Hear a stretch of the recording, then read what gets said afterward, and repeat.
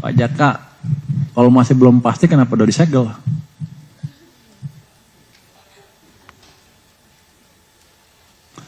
Pak, lanjutin. Mau tanya yang Tiffany & Co Pak, sekarang mumpung ada Pak Jaka juga, kelanjutannya gimana ya Pak? Terakhir kan Tiffany & Co tuh dicek ya kalau nggak salah. Terus sekarang kelanjutannya gimana? Silakan Pak Jaka. Terima kasih Pak Menteri terkait dengan perkembangan Tiffany & Co. Saat ini sedang dilakukan penelitian ataupun audit bersama ya, dilakukan oleh Direktur Audit dan sampai dengan saat ini kita belum menerima hasilnya. Demikian Pak. Jadi kita masih bingung Mbak. Kok nggak jelas? Ya udah nggak apa. Nanti saya masih dilakukan pemeriksaan secara mendalam apakah Tiffany melakukan pelanggaran karena pasti akan diteliti dokumen impornya. Ya. Demikian. Oke, makasih. Pak Jaka kenapa lama kisahnya? Nanti saya cek untuk kepastiannya. Pak Jaka, kalau masih belum pasti kenapa udah disegel?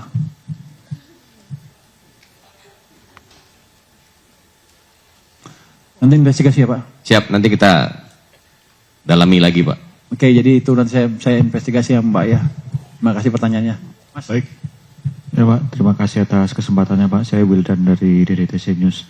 Ini ada beberapa pertanyaan Pak terkait data gitu Pak. Untuk hingga Mei itu restitusi pajak udah mencapai berapa triliun dan apakah Kemenkyu udah dapat hasil audit restitusi dari BPKP yang udah Bapak minta itu Pak? Lalu, masih belum dapat hasil dari investigasinya. Nanti saya akan ke BPKP lagi deh. Dia bilang sih, kalau 5 tahun kan lama tuh. 10 tahun ya tarik. Saya akan investigasi lagi. Restitusinya sampai sekarang 170 ya Pak? Sekitar 170 triliun rupiah. Itu mau dibanding tahun lalu ya, tahun lalu berapa? Bulan sama. Mau sampai 200 lah bulan ini. 170 juga, 180 sampai September. Tahun lalu berapa bulannya? Sampai bulan Mei? sampai bulan Mei 201 Pak tahun lalu Pak. Segitu Mas. Jadi restitusi tetap dikeluarkan, cuman kita lihat yang agak mesti diperiksa, kita periksa lagi. Lalu yang kedua yang terkait data Pak, jadi terkait realisasi hingga Mei ini untuk realisasi penerbitan SBN secara neto dan juga realisasi pembayaran bunga utang itu udah berapa triliun Pak? Nanti kadang kan di slide kan juga nggak disajikan gitu. Pak Minto, bilang Pak Minto, biar aja Pak Minto. Coba kasih lihat gambar tadi yang paling belakang tuh, ada yang pembiayaan. Ini neto, pembiayaan seperti ini netonya 386,0 triliun rupiah. Jumlahnya semuanya 379,4. Anda mau nanya per instrumen ya? Mungkin secara detail terkait pinjaman sama SPN netonya gitu Pak. Sama kalau dari sisi belanja kan ada pembayaran bunga utang gitu Pak. Jangan begitu dong, lu bikin malu lo. Langsung aja langsung. Lu kibulin dia aja dia nggak tahu. Ngibul aja kalau nggak bisa. Ya, betul pasti betul ya. Siapa? Nanti disusulin dah. Nanti habis sambil dia nyari ya. Mungkin yang ketiga yang terkait PPh final UMKM itu Pak, itu kan lagi rame Pak. Dengan adanya aturan baru ini kan kalau dari pemerintah kan inginnya kan mencegah adanya pemecah-pecahan usaha oleh WP-WP untuk memanfaatkan PPh final UMKM. Kalau dari penghitungan pemerintah itu dengan adanya mekanisme anti splitting itu, anti penghindaran pajak itu ada potensial revenue tambahan berapa triliun sih Pak? Karena kan kalau kita lihat di report belanja pajak kan penerimaan yang nggak terpungut karena skema PPh final UMKM secara umum ini kan 20-30 triliunan dalam jangka waktu 5 tahunan ini Pak. Dengan adanya skema anti splitting ini revenue-nya kira-kira bisa yang dipertahankan pemerintah berapa gitu Pak? Belum tahu, datanya belum masuk. Kita baru bisa tebak nanti setelah 6 bulan ke depan ketika kita tahu sebenarnya berapa sih yang main-main begitu. Begitu ya Pak Bimo? Siap. Siapa udah ada hitungannya?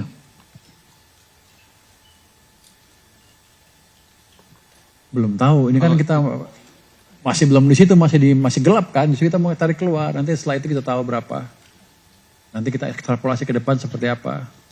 Jadi untuk sekarang ya belum bisa ditebak karena itu masih gelap.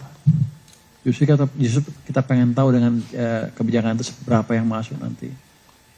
Tapi nanti harusnya sih dengan Cortex itu semakin sulit karena semua sudah terintegrasi nanti. Ya betul ya Pak Bimo ya? Siap. Ya, Pak. Terakhir Pak, mungkin terkait kemarin kan dari Kemenkeu baru mengeluarkan aturan baru terkait tukin Ditjen Pajak, pegawai Ditjen Pajak. Nah itu bagaimana revisi aturan itu bisa berhubungan dengan kinerja pegawai dan kinerja organisasi di DJP, dan kalau tukinnya direvisi tetap tumbuh 20,5 atau 25%, Pak. Terima kasih, Pak. Kalau direvisi tumbuhnya 30%. Pak Sekjen? Mungkin esensinya kenapa sih Pak kok perlu direvisi, Pak? Karena juga udah berlaku cukup lama gitu, Pak. Pak Sekjen? Ya Pak, izin Pak, bukan tukin, itu nggak ada perubahan, jadi cuman perubahannya gini, cuman force rank-nya aja. Jadi kan dulu harus ada di dalam satu kantor tuh harus ada yang paling jelek sama yang paling baik, pemeringkatnya. Nah sekarang itu enggak, supaya memberikan rasa keadilan dan juga biar teman-teman pajak itu bisa bekerjanya dengan nyaman dan enggak ada pemaksaan. Jadi memang kita kejar tuh kinerja gitu. Jadi itu kira-kira Pak. Jadi bukan perubahan angka tukinnya atau apa, tapi cara range-nya itu aja gitu. Jadi bukan tukinnya.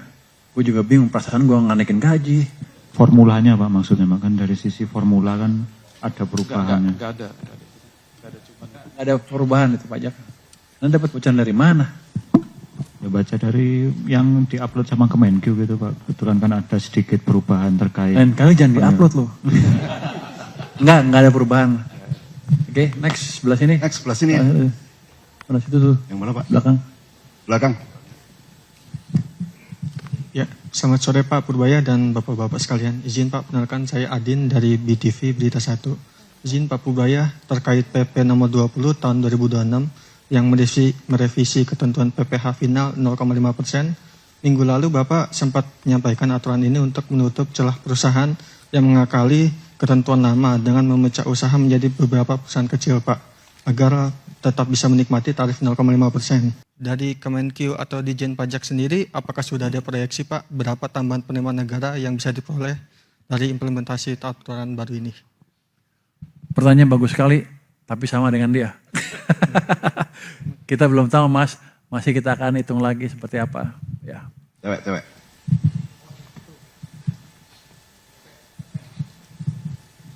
Selamat sore Pak Purbaya dan Bapak-Bapak sekalian. Perkenalkan saya Renata dari Kompas TV. Pak izin mau bertanya ini terkait IHSG Pak. Belakangan ini kan memang merah terus ya Pak sampai dengan hari ini. Bahkan kalau pantau dari RTI sampai sekarang minus 3%. Bahkan sampai menyentuh titik terendah hari ini di 5.600. Kalau dari Pak Purbaya ini kan selama ini juga sudah sering bertemu ya dengan lembaga internasional maupun pemeringkat maupun kayak IMF gitu. Yang berkali-kali disorot kan memang ini terkait dengan fiskal ya Pak. Boleh nggak Pak di-spill mungkin sedikit sebenarnya yang mereka paling khawatirkan itu bagian mananya sih Pak sampai akhirnya kemudian mungkin investor-investor ini pada lari keluar gitu. Maksudnya oke, Pak Purbaya udah pernah bilang kayak mereka menyoroti defisit misalnya, tapi kira-kira yang di-concernkan oleh mereka itu defisitnya apakah karena ada belanja-belanja yang ugal-ugalan atau apa, mungkin bisa dibagikan juga ke kita dan apa yang sekiranya sedang dilakukan oleh pemerintah untuk memperbaiki kepercayaan itu. Terima kasih Pak. Jadi saya juga agak bingung sebenarnya apa yang terjadi. Saya pernah lihat. Jadi kelihatannya kesan bahwa fiskal kurang baik pelaksanaannya. Apalagi kalau kita lihat data bulan Maret, seolah-olah defisitnya besar, 0,9 mereka kali 4, 3,6 artinya udah lepas dari 3% limit kan. Itu yang digambar-gemborkan.